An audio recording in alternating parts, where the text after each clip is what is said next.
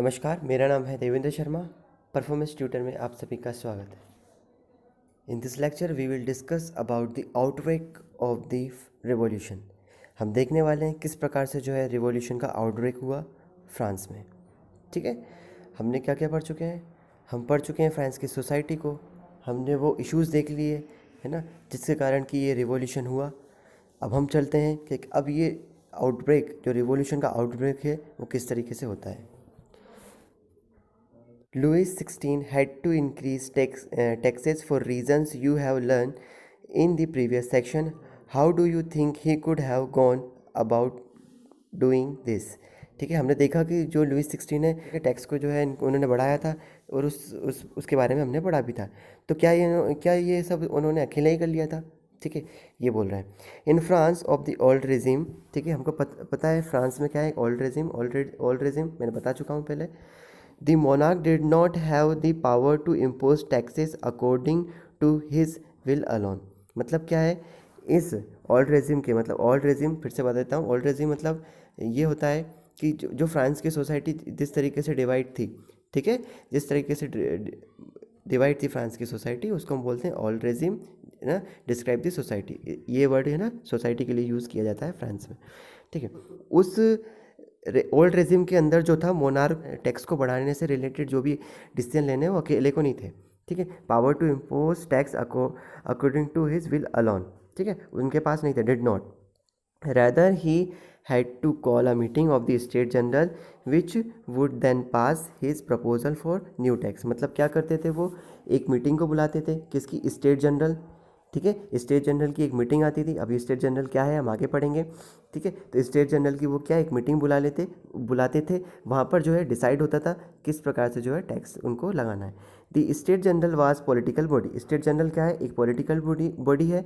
To which the 3 state send their representative. मतलब हमने देखा था कि फ्रांस की जो सोसाइटी थी वो 3 स्टेट्स में डिवाइड थी, 1 2 3। ठीक है ना, 3 स्टेट्स में डिवाइडेड जो फ्रांस की सोसाइटी जो थी वो डिवाइडेड थी। फर्स्ट स्टेट में आते थे क्लर्जी, सेकंड स्टेट में आते थे नोबिलिटी, और थर्ड स्टेट में कौन आती थी? वो जो मिडिल क्लास थी, पीजेंट्स, आर्टिशंस और जो ऑफिशियल लॉयर्स वगैरह जो थे वो थर्ड स्टेट में आते थे। ठीक है, तो इन तीनों स्टेट्स के जो है रिप्रेजेंटेटिव जो भी थे, रिप्रेजेंटेटिव्स जो थे वो कहाँ स्टेट जनरल में आते थे। ठीक है, एक पॉलिटिकल बॉडी थी, जैसे कि पॉलिटिकल बॉडी मतलब आप ये समझिए एक पार्लियामेंट टाइप। ठीक है, हम हमारे रिप्रेजेंटेटिव्स को भेजते हैं, ठीक है, चुनकर। तो यहाँ पर अब एक जो थे रिप्रेजेंटेटिव्स आते थे, इलेक्शन नहीं होते थे उनके, पर वो रिप्रेजेंट करते थे उन लोगों को। However the monarch alone could not decide when to call a meeting of this body। हालांकि ये जो पावर थी वो किसके पास थी? मोनार्क के पास ही थी। कब वो इस मीटिंग को बुलाए, ठीक है, कब वो स्टेट जनरल की इस मीटिंग को बुलाए। The last time it was done was in 1614। आखिरी बार कब बुलाई गई थी ये? 1614 में, मतलब 1614 में आखिरी बार जो थी स्टेट जनरल की जो ये मीटिंग जो थी वो बुलाई गई थी। On 5 May 1789 Louis XVI called together an assembly of the state general to pass proposal for new tax. ठीक है, उन्होंने क्या किया? 5 मई 1789 को क्या कही, जो क्या करा लुइस 16 ने, जो थी वो स्टेट जनरल की मीटिंग को बुलाया, असेंबली को बुलाया। किस लिए बुलाया? टैक्स के प्रपोजल को पास करने के लिए। A resplendent hall in Versailles was prepared to host the delegates। मतलब यह है कि जो चमकता हुआ जो हॉल था वह वर्साइल का, वह पूरी तरीके से तैयार था अपने जो भी रिप्रेजेंटेटिव थे उनके स्वागत के लिए। The first and second state send 300 representative each. मतलब क्या हुआ, फर्स्ट और सेकेंड स्टेट ने कितने? 300 रिप्रेजेंटेटिव्स भेजे। 300 रिप्रेजेंटेटिव्स जो है भेजे दोनों ने।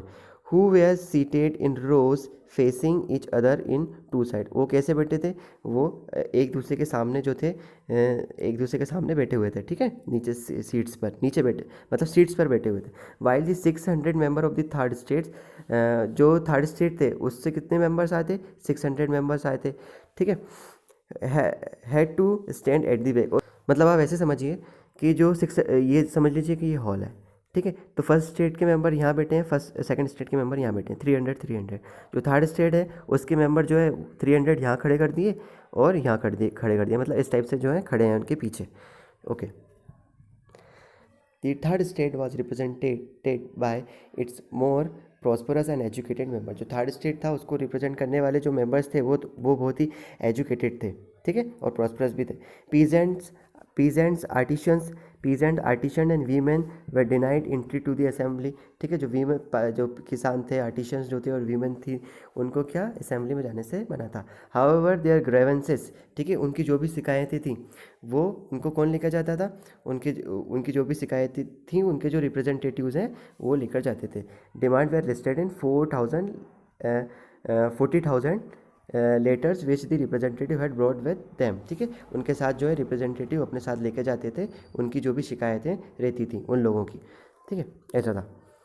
Voting in the state general in the past had been conducted according to the principle that each state had one vote. मतलब वोटिंग किस तरीके से होती थी, मतलब हर स्टेट के पास क्या है, वन वोट है। मतलब आप समझ लीजिए कि 1 2 3 ये 3 स्टेट्स हैं, ठीक है, 3 स्टेट्स हैं, तो ये समझ लीजिए 1 2 3 ये क्या है, 3 स्टेट्स हैं।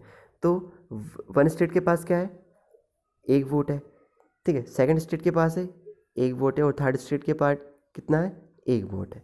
पर अब यहाँ पे देखिए, यहाँ प्रॉब्लम क्या है कि फर्स्ट स्टेट को कितने रिप्रेजेंट करने वाले हैं, 3, सेकंड को भी कितने 300, ठीक है, और थर्ड स्टेट को कितने 600, ठीक है।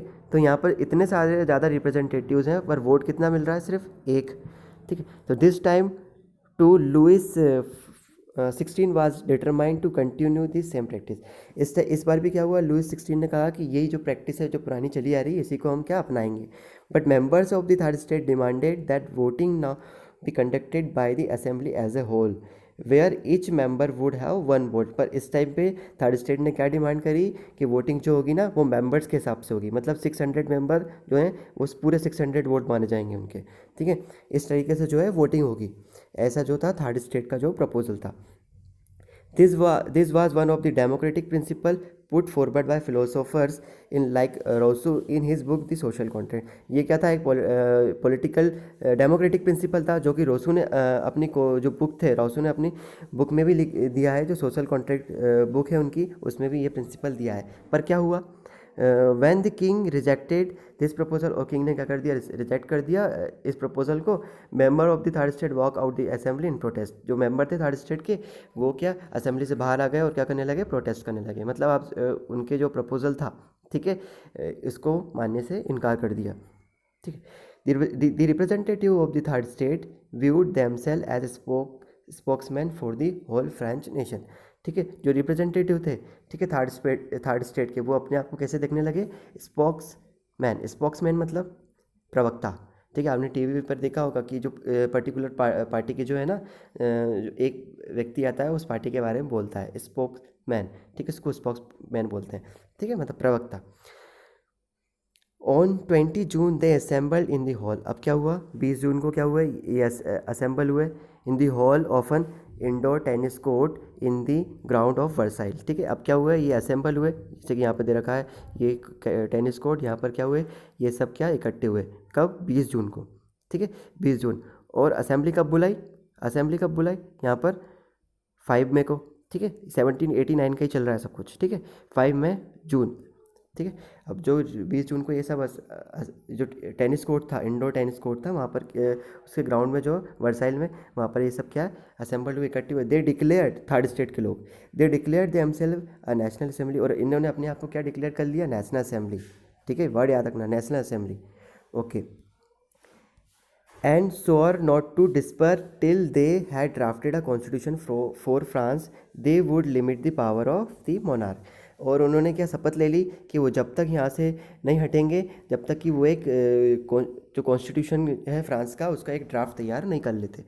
दे वेयर लीड बाय, और वो क्या करेगा, और वो जो कॉन्स्टिट्यूशन है वो क्या करेगा, जो मोनार्क है फ्रांस का उनकी पावर को क्या लिमिट करेगा।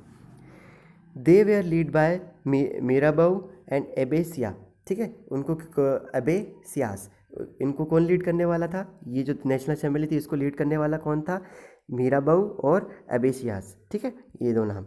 मीराबाउ was born in a noble family but was convinced of the need to do away with a society of feudal privilege. मतलब क्या थे कि वो एक नोबल फैमिली से जो बिलोंग करते थे। हमने देखा था कि जो नोबल थे फ्रेंच की सोसाइटी में, नोबल थे वो क्या फ्यूडल प्रिविलेजेस के अंदर आते थे, उनको उनको कुछ विशेष अधिकार थे। पर जो मीरा बहू है वो हमेशा से ही क्या थे, इन ये जो प्रिविलेजेस हैं उनसे हमेशा से ही क्या वंचित रहे थे, ठीक है, या उनको कभी मिली ही नहीं थी, दूर रहे थे। He brought out a journal and delivered powerful speeches to the crowd assembled at Versailles. इन्होंने क्या किया, एक पावरफुल स्पीच दिया, ठीक है। उनका जो पावरफुल स्पीच था वो डिलीवर किया था कहाँ, वर्साइल में, ठीक है। यही टेनिस कोर्ट जहाँ पर ये असेंबली जो है इकट्ठी हुई थी। एबिसिया, एबिसियास ओरिजिनली ए प्रिस्ट। एबिसियास कौन थे, एक प्रिस्ट थे, ठीक है। Wrote an influential pamphlet called what is the third state, ठीक है। इन्होंने एक पैम्पलेट बनाया जिसमें क्या था, लिखा था what is the third state, ठीक है, ये इनका थीम था। वाइल द नेशनल असेंबली, ये पृष्ठ थे, ठीक है, ये भी मतलब ये समझ लीजिए ये भी जो है फर्स्ट स्टेट के मेंबर थे, ठीक है। While the national assembly was busy at Versailles drafting का constitution the rest of France seethed with turmoil. मतलब क्या हुआ, जब नेशनल असेंबली एक ड्राफ्ट को कॉन्स्टिट्यूशन का ड्राफ्ट तैयार कर रही थी, जब रेस्ट ऑफ फ्रांस में क्या होने लगा, रेस्ट ऑफ फ्रांस में क्या जो है दंगे होने लगे, ठीक है, क्या होने लगे, दंगे होने लगे, टर्मोइल हो गया पूरा, जो फ्रांस था पूरी तरीके से जो क्या होने लगा, टर्मोइल हो गया था, ठीक है, दंगे वगैरह होने लगे, उथल पुथल हो गई, मतलब, ठीक है। A severe winter had meant a bad harvest, ठीक है। मतलब ये सब क्यों हो रहा था, क्योंकि क्या हुआ, एक भीषण सर्दी पड़ी थी वहाँ पर, ठीक है, जिसका मतलब क्या होता है, बैड हार्वेस्ट, ठीक है। जिसके कारण क्या हुए, इस भीषण सर्दी के कारण क्या हुआ, जो प्राइस थे ब्रेड के वो भी बढ़ गए, ठीक है। Often baker exploited the situation and hoarded supply. मतलब क्या करते थे जो बेकर्स थे, उन्होंने भी क्या किया, इस सिचुएशन का इसको शोषित किया, मतलब लोगों को क्या किया, शोषित किया, ठीक है। और ये जो सिचुएशन थी उसका फ़ायदा उठाया और उन्होंने क्या, सप्लाई को ही रोक दिया। हॉरर मतलब क्या करना कि आपके पास है सप्लाई पर आप क्या कर देते हो, उसको रोक देते हो, लोगों तक ही नहीं पहुंचने देते हो, ठीक है, इस टाइप से। After spending hours in long queues at the bakery, ठीक है, जब बहुत घंटे के बाद बेकरी के आगे खड़े होने क्यूज में, मतलब लाइन में, crowd of angry women storm into the shops. तो क्या हुआ, एक एंग्री वीमेन का जो क्राउड था, ठीक है, उसने क्या किया, वो उसने धावा बोल दिया क्या, शॉप पर, ठीक है। At the same time the king ordered troops to move into Paris. उसी समय क्या किया था कि जो किंग है उन्होंने क्या किया, हमने पढ़ा था स्टार्टिंग में कि किंग ने ऑर्डर दे दिया है कि वो क्या करेगा, वो किंग, हमने फर्स्ट लेक्चर, आप मेरा फर्स्ट लेक्चर देखिए, मैंने ये बताया था फर्स्ट लेक्चर में, हमने पढ़ा था कि किंग है, मोनार्क है, लुइस 16 ने ऑर्डर दे दिया है ट्रूप्स को कि जाइए, ठीक है। और चले तो ट्रूप्स को ये भी बोल दिया था कि आप जो है गन्स का भी इस्तेमाल कीजिए, ठीक है, इस टाइप से उन्होंने ऑर्डर दिया था, हमने फर्स्ट जो लेक्चर है उसमें पढ़ा था, ठीक है। उनको ओपन फायर का जो है ऑर्डर भी दे दिया था, ठीक है। तो ये वहीं पर आ गए हैं हम, ठीक है। The agitated crowd storm and destroyed the Bastille, ठीक है, जो ऑन 14 जुलाई जो एजिटेटेड क्राउड थी, ठीक है, उसने क्या कर दिया, डिस्ट्रॉय कर दिया पूरी तरीके से बेस्टिले को, ठीक है। In the countryside, rumors spread from village to village that the lords of the manor had tried bands of brigades who were on their way to destroy the ripe crops। मतलब क्या, पकी हुई क्रॉप्स, ठीक है। मैनोर मतलब क्या होता है, मैनोर का मतलब होता है जागीरदार, जमींदार, ठीक है। हमारी इंडिया कॉन्स्टेंट में देखें, कॉन्टेक्स्ट में देखें तो जागीर या फिर ज़मीन, ठीक है, ज़मींदारी, ठीक है, उसको बोलते हैं हम क्या, मैनोर, ठीक है। उन्होंने क्या किया, बैंड्स ऑफ ब्रिगेड्स, मतलब कोई जो लॉर्ड्स था मैनोर का, ठीक है, मतलब एक मैनोर ये समझ लीजिए बहुत बड़ा इलाका, ठीक है। जागीर उसके अंदर सब कुछ आता है, ठीक है, उसके अंदर मैंशन भी आता है, फील्ड्स भी आती हैं, ठीक है, वो होता है मैनर, और उसका लॉर्ड, ठीक है। क्या हुआ, बैंड्स ऑफ ब्रिगेड्स मतलब कि क्या, पर्टिकुलर प्लेस, ठीक है, मतलब प्लंडर किसी एक पर्टिकुलर व्यक्ति के पास में क्या हो रहा है, एक गैंग को ऑपरेटर जो होता है ना उसको बोलते हैं बैंड्स ऑफ ब्रिगेड, ठीक है, किसी गैंग का operator. Who were on their way, क्या किया, जो भी उनके रास्ते में आ रहा था, ठीक है, वो क्या कर रहे थे, वो क्या डिस्ट्रॉय कर रहे थे, जो पकी हुई जो क्रॉप थी ना उसको भी डिस्ट्रॉय कर रहे थे, ठीक है, फ्रॉम विलेज टू विलेज, ठीक है। ये जो व्यक्ति जो भी रूमर फैला हुआ था, ठीक है, okay. Caught in a frenzy of fear, ठीक है, फ्रेंची ऑफ फियर का मतलब क्या होता है, फ्रेंची मतलब उन्माद, मतलब पागलपन तरीके सा, ठीक है, इस टाइप से जो है वहाँ पर मचा हुआ था, ठीक है। मतलब कोई भी कहीं जा रहा है, किसी को भी जो है मार रहा है, किसको जो जिसको हाथ में मिल रहा है उसी से ही जो है वो किसी पर वार कर दे रहा है, ठीक है। तो ये इसको बोलते हैं, ये कंडीशन को बोलते हैं हम फ्रेंची ऑफ फियर।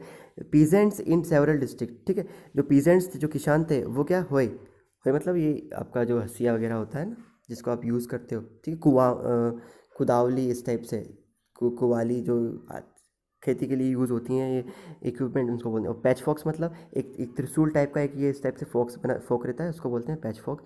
मतलब लोगों को जो मिल रहा था ना, वो उन्होंने क्या करा, जो शटाउ था, ठीक है, ये शटाउ पर जो था उस पर क्या कर दिया, अटैक कर दिया। अब ये शटाउ क्या है, castle and stately resident belonging to a king और ए नोबलमैन, यहाँ पर ये लोग नोबलमैन जो रहते थे उसको बोला जाता था। दे looted hoarded grains and burned down documents containing records of manual dues। मतलब उन्होंने क्या किया, जो hoarded grain मतलब जिन ग्रेन्स को जो है जब्त कर कर रखा था, जिनको पब्लिक तक नहीं आने दिया जा रहा था, ठीक है, लोगों के द्वारा, उन लोगों के द्वारा, जो बेकर्स जो थे, जिनके पास जो ग्रेन्स था, जो बड़े लोग थे जिनके पास ग्रेन का भंडार था, वो जो है आने नहीं दे रहे थे लोगों तक, उनको क्या कर लिया, लूटने लगे वो लोग, ठीक है। और क्या करा, जो डॉक्यूमेंट्स थे जिनके अंदर क्या, मैनुअल ड्यूज़ का मतलब क्या होता है, मैनुअल ड्यूज़ मतलब ये किसके अंदर, जो भी किसान वगैरह रहते हैं, ठीक है, वो क्या करते हैं, जो लॉर्ड्स जो रहते हैं, ठीक है, लॉर्ड्स जो रहते हैं उनको क्या, एक फ़ी देते हैं, ठीक है। किसान जो भी पीजेंट्स वगैरह थे, या फिर हम सर्फ कहते हैं, मतलब फार्मर ही होते हैं, मतलब वो सर्फ मतलब वो फार्मर जो कि क्या बंधुआ है, मतलब उनको कुछ ना कुछ फ़ीस देना पड़ती है अपने लॉर्ड्स को, ठीक है, लॉर्ड ऑफ द मैनोर, ठीक है, जो कि फ्यूडल, ये पार्ट है फ्यूडलिज्म का, ठीक है, कि जो है किसान क्या है, फ़ी दे रहे हैं, ठीक है, किसको, अपने लॉर्ड्स को, ठीक है। तो जो अब इससे रिलेटेड जो भी डॉक्यूमेंट थे उनको बोलते हैं मैनुअल ड्यूज, उनको भी क्या कर दिया, जो भी मैनुअल ड्यू थे उनको तो क्या कर दिया, बंद कर दिया। A large number of nobles fled from their homes, many of them migrated to neighbouring countries. अब जो भी नोबल्स लोग थे, अब उन्होंने क्या कर दिया, अपने होम से क्या भाग गए, और जो नेबरिंग कंट्रीज थी वहाँ उस तरफ क्या माइग्रेट हो गए।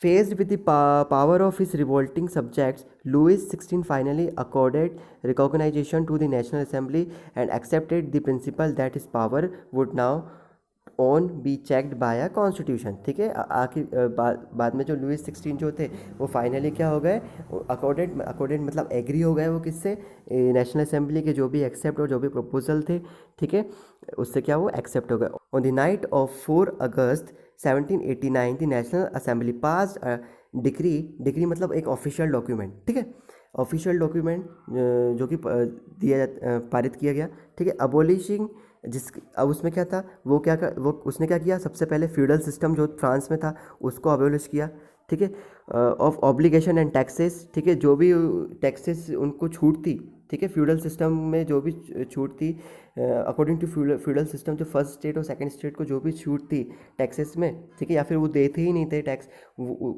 अब उनको देना पड़ेगा, ठीक है, ऐसा सबसे पहले ये प्रपोजल रखा। Members of the clergy too were forced to give up their privileges. और जो क्लर्जी जो व्यक्ति थे, जो सेकंड स्टेट में आते थे, ठीक है, क्लर्जी, उनको भी अपने जो प्रिविलेजेस हैं उनको भी जो है छोड़ना पड़ेगा। टिट्स जो कि एक तरीके का टैक्स था, जो कि फ्रांस में उस समय यूज़ किया जाता था, जो कि क्या चर्च के द्वारा लिया जाता था, ठीक, उसको भी क्या है, अबोलिश कर दिया गया। Lands owned by the church were confiscated, मतलब जो भी चर्च के पास जो लैंड थी वो भी क्या कर ली गई, जब्त कर ली गई। एज अ रिजल्ट, जिसके कारण रिजल्ट क्या हुआ, government acquired assets worth at least 2 billion levers, जिसके कारण क्या हुआ, गवर्नमेंट के पास क्या 2 बिलियन लीवर्स की जो है एसेट आ चुकी थी, ठीक है। हमने क्या देखा, आज हमने देखा कि किस प्रकार से जो है फ्रांस में जो है ग्रेट फियर, इसको क्या बोलते हैं हम, ग्रेट फियर जो है स्प्रेड हुआ, ठीक है, किस प्रकार से जो है लुइस 16 ने जो है प्रपोज़ल नहीं माना, ठीक है, प्रपोज़ल को इनकार कर दिया, कहाँ पर, जब स्टेट असेंबली की मीटिंग बुलाई थी, ठीक है, वहाँ पर जो है प्रपोज़ल को नहीं माना, तो किस तरीके से जो है ग्रेट फियर आया इन फ्रांस। यदि ये वीडियो अच्छा लगा हो तो प्लीज़ मेरे चैनल को सब्सक्राइब करें, वीडियो को लाइक करें। थैंक यू, धन्यवाद।